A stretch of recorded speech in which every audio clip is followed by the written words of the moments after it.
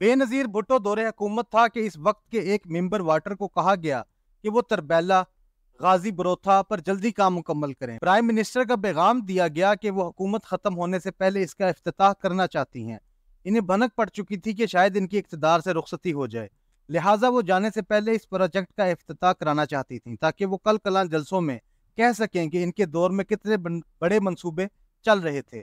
बेनजीर भुट्टो भी नवाज शरीफ मॉडल से मुतासर थी कि जो दूसरों को आते जाते नजर आए, जैसे लाहौर इस्लामाबाद मोटरवे थी। शहबाज शरीफ ने भी यही किया कि तरक्याती काम वो करो जो जमीन के ऊपर नजर आए, जमीन के नीचे वाले मंसूबों में इन्हें कभी दिलचस्पी नहीं रही। इसीलिए जब शहबाज शरीफ के दौर में लाहौर में बारिश का पानी सीवरेज ना होने से पूरे शहर को डुबो देता था और वो अपने काउबॉय टाइप बूट और सर पर हैट और कोट पहनकर पानी के अंदर फोटो खिंचवाते, तो मैं इस वक्त भी अपने टीवी शोज में कहता था कि हर साल ये बारिश होती है और हर साल वजीर आला शहबाज शरीफ इस बारिश के पानी में खड़े होकर इस तकरीब का इफ्तिताह करते हैं। ना बारिश रुकी, ना शहबाज शरीफ के बूट समेत फोटो, लेकिन सीवरेज सिस्टम बेहतर ना हुआ। मेरा कहना था कि 10 साल तक लाहौर का सीवरेज सिस्टम इसलिए भी ना बन सका क्योंकि ये सब काम लाहौर की जमीनों के नीचे होना था। जेर जमीन सीवरेज की बिछी ये लाइनें किसी को नजर नहीं आएंगी, इसीलिए सीवरेज लाइनों का क्रेडिट शहबाज शरीफ लोगों को दिखाकर नहीं ले सकते, लिहाजा वो इस काम में बहुत कम दिलचस्पी रखते थे। हाँ, मोटरवे, मेट्रो बस या लाहौर के अंडरपासेस और फ्लाईओवर्स जो जमीन से ऊपर नजर आते हैं, इनकी तकमील वो 6 माह से 1 साल में मुकम्मल करा लेते हैं। वही बात है, जो दिखता है लोग उस पर यकीन रखते हैं। बेनजीर भुट्टो भी ऐसे मंसूबे का इफ्तिताह करना चाहती थी, लेकिन वहां मौजूद टेक्निकल मेंबर वाटर ने बेनजीर भुट्टो को इनकार कर दिया। इनका कहना था कि ये कोई आम तामीरी मंसूबा नहीं कि कुछ पिलर्स डालकर ऊपर छत डालकर इसका इफ्तिताह कर दें, ये बहुत टेक्निकल काम है और अपने वक्त पर होगा।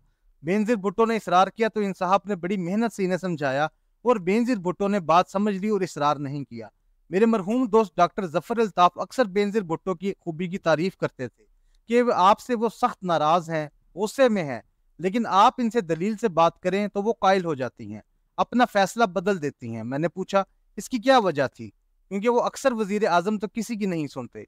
डॉक्टर जफर अल्ताफ का कहना था कि बेनजीर भुट्टो को जो चीज दूसरों से मुमताज करती थी वो इनका बुक रीडर होना था। वो किताब पढ़ती थी, लिहाजा किताबों का रसिया बंदा हमेशा खुले दिमाग का होता है, इसको आप दलील से समझाएं तो वो समझ जाएगा।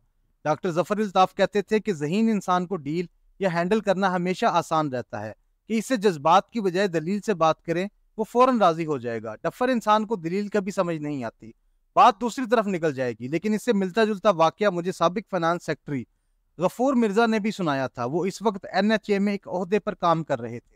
इस वक्त मरी एक्सप्रेस पर काम का मंसूबा बन रहा था। आसफ जरदारी चाहते थे कि वो मंसूबा इनकी मनपसंद पार्टी को दिया जाए, मगर उनके इसरार के बावजूद गफूर मिर्जा ने इनकार कर दिया क्योंकि वो पार्टी इस काम के लिए क्वालिफाई नहीं करती थी। जरदारी साहब इनसे नाराज थे। एक दिन वजीर आजम हाउस से फोन आया कि वजीर आजम साहबा मिलना चाहती हैं।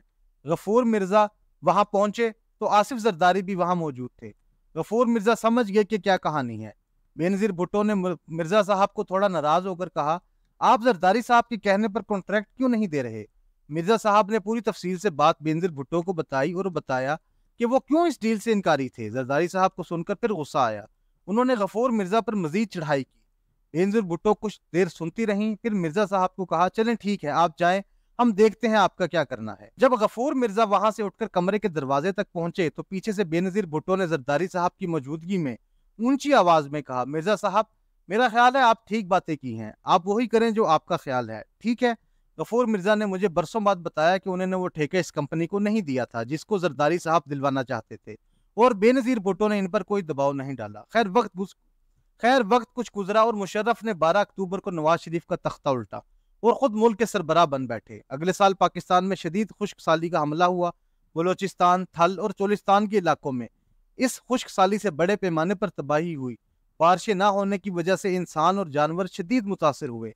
सिंध में भी पानी की शदीद किल्लत का मसला हुआ। लोग फसलों और जानदारों के लिए पानी चाहते थे। बात परवेज मुशर्रफ तक पहुंची तो उन्होंने कहा कि तरबेला में पानी मौजूद है तो रिलीज कर दें सूबों को ताकि खुश्क साली का मुकाबला किया जा सके। इस वक्त तक वही अफसर तरक्की करके वजारत पानी और बिजली में बड़े ओहदे पर पहुंच चुके थे। इन्हें कहा गया कि मुशर्रफ का हुक्म है कि आप तरबेला से पानी रिलीज करें। उन्होंने कहा वो इन इश्यूज के माहिर हैं, आप मुशर्रफ को बताएं इस वक्त डैम में पानी नहीं छोड़ा जा सकता, इस वक्त डैम भी ना होने के बराबर पानी है। डैम के पानी निचली सतह के तकरीबन करीब है। इस मौके पर अगर पानी छोड़ा गया तो वो टरबाइन को खराब कर देगा। इतने निचले लेवल पर पानी में मिट्टी होती है जो टरबाइन का नुकसान करेगी, और ये इस खुश्क साली से भी बड़ा नुकसान होगा। ये बात मुशर्रफ और उनके मशीरों को बताई गई कि जनाब तरबेला से सूबों को पानी छोड़ना मुश्किल है, डैम को नुकसान होगा। मुशर्रफ ने कहा, कैसे नुकसान होगा, पानी है, टरबाइन से गुजर जाएगा, ये कौन सी रॉकेट साइंस है।